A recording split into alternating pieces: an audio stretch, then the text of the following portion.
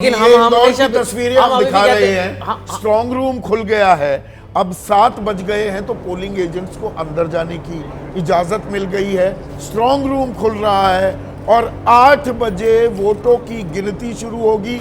यहाँ ये बता दें कि पोस्टल बैलेट पहले गिने जाएंगे, लगभग आधा घंटा लग सकता है। और पोस्टल बैलेट भी एक दिलचस्प आंकड़ा मैं आपके सामने रख दूं पोस्टल बैलेट का, वो ये कि जो उत्तराखंड की सीटें हैं वहाँ पर 28,000 से लेकर 21, 17, 18,000 गढ़वाल, टिहरी, नैनीताल, वहाँ पोस्टल बैलेट का पुट अच्छा खासा है।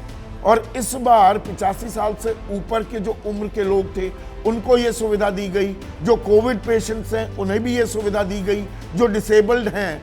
तो 22 लाख जो पोस्टल बैलेट थे पिछली दफ़ा, उससे ये आंकड़ा और बढ़ सकता है। पर किस राज्य पर आपकी निगाह होगी जी? तेलंगाना और कर्नाटका, क्योंकि एक एग्जिट पोल्स ने बिल्कुल ऐसी पिक्चर दी है बीजेपी को, इतनी ज़्यादा सीटें वहाँ दी हैं सारे एग्जिट पोल में जितनी किसी को उम्मीद नहीं थी। बाकी नॉर्थ में तो उनका गढ़ था ही, अगर और ईस्ट में भी झंडे गाड़ चुके हैं और अब यहाँ भी पहुँच गए हैं, तो फिर पता नहीं अब वहाँ एग्जिट पोल एग्जैक्ट निकले तो आप कह रहे हैं फिर जो 400 आप मेरे को बताइए फिर कांग्रेस आगे है कहाँ? मतलब फिर और बीजेपी भी और कहाँ ग्रो करेगी? उन्हें फिर ऐसे बांग्लादेश वगैरह ही जाना पड़ेगा क्योंकि अबे आपकी उत्तर प्रदेश और बिहार 120 सीटें बनती हैं दोनों जगह पे, और इन दोनों जगहों की जो राजनीति है मेरी निगाह में बहुत दिलचस्प है, क्योंकि यहाँ पे 2 ऐसी पार्टियां हैं, 3 ऐसी पार्टियां हैं। एक पार्टी थोड़ी सी हाशिए में चली गई है, आरजेडी, राष्ट्रीय जनता दल और समाजवादी पार्टी, जो सामाजिक न्याय की पार्टियां हैं। मेरा हमेशा मानना रहा है कि 2014 में जो भारतीय जनता पार्टी को पूर्ण बहुमत प्राप्त हुआ था वो इसलिए हुआ था कि सामाजिक न्याय की पार्टियां नाकाम हो गई थी। क्या इनमें कामयाबी, या क्या ये करवट बदलेंगी या उसी नाकामी के शिकंजे में फंसी रहेंगी जहां 2014 में फंस गई थी? नहीं, मुझे लगता है कि 2 राज्य मैं भी लूँगा, एक लेना मुश्किल है, एक महाराष्ट्र और एक बिहार।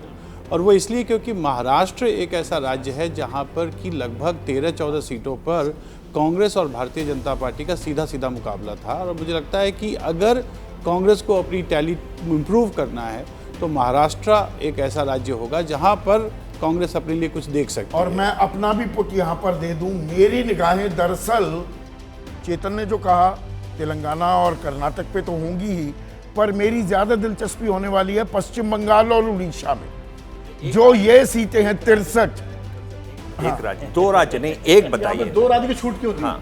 हम सबसे एक मिनट विनोद, एंकर होने का कुछ तो फायदा नहीं। एंकर अरे चेतन भी 2 राज्य बता रहे हैं, वही भी 2 राज्य बता रहे हैं। विनोद एंकर, थोड़ा बहुत तो ये एंकर में हम इनकी बाई और चलिए, ये जो 63 सीटें हैं इनमें जो एग्जिट पोल हैं वो कह रहे हैं बीजेपी बहुत अच्छा करने वाली है। पश्चिम बंगाल में 27 से 29 का हमने आंकड़ा दिया, 17 से 19 उड़ीसा में। अगर ऐसा होता है तो बीजेपी की बम बम होने वाली है, लेकिन उलट हो गया तो खेल पलट भी सकता है। होगा क्या? सीटें बढ़ेंगी या कम होगी? ये आने वाला वक्त बताएगा, और मैं भी अपने सी वोटर के सर्वे के साथ खड़ा रहूंगा। चलिए, रोमाना तस्वीरें भी कुछ और आ रही हैं और इन तस्वीरों के बारे में वो बताइए। यहाँ की तस्वीर हम धीरे धीरे और साफ करते चलते रहेंगे।